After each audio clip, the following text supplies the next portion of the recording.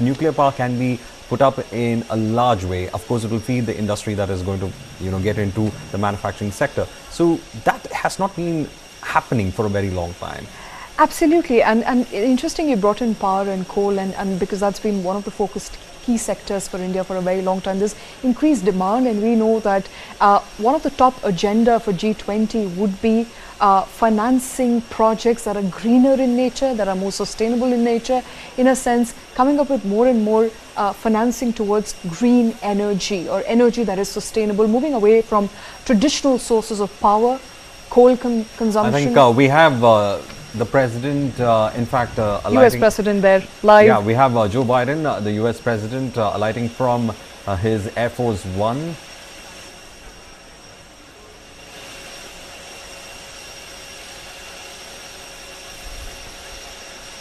He's being received by V.K. Singh.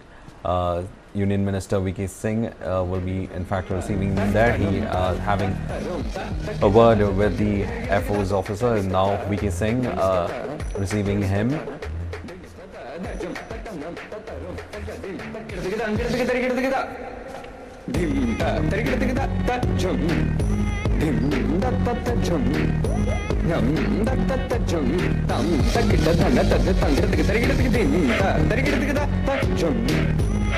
Well, also some kind of background music given for that welcome as such. Of course, every dignitary I was seeing, from Kishida to the CC from Egypt, all of them were given some kind of a dance kind of a welcome as such. And then we have this, of course, that is the US ambassador to India, Gassetti, who is there to welcome the president also. And perhaps his daughter? His daughter also having a word welcoming with Joe Biden. Absolutely.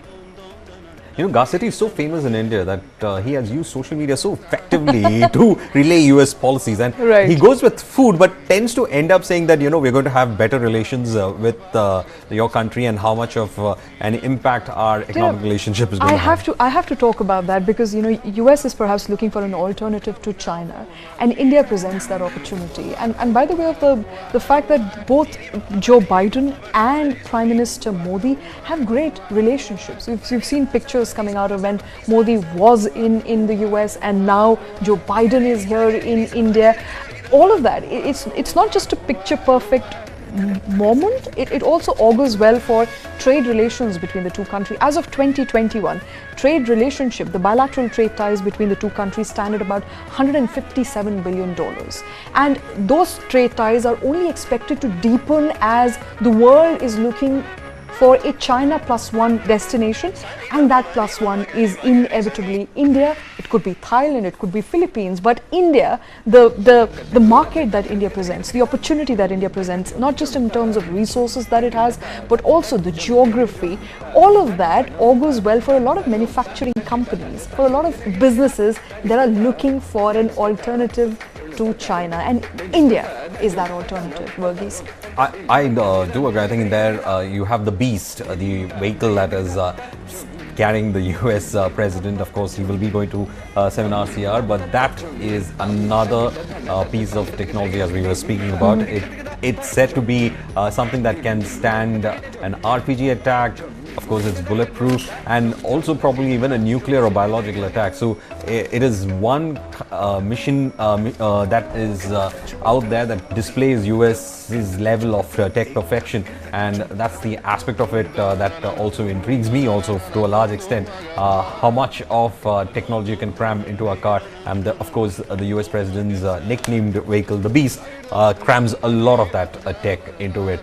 So it's a miniature White House in a lot of ways. So of course, that on display, the US president has in fact just boarded his car, and of course we are expecting him to leave. So you were talking about how India is turning out to be that alternative for China in a post-COVID world. I think the world just suddenly realized that there is just too much of over-dependence on China.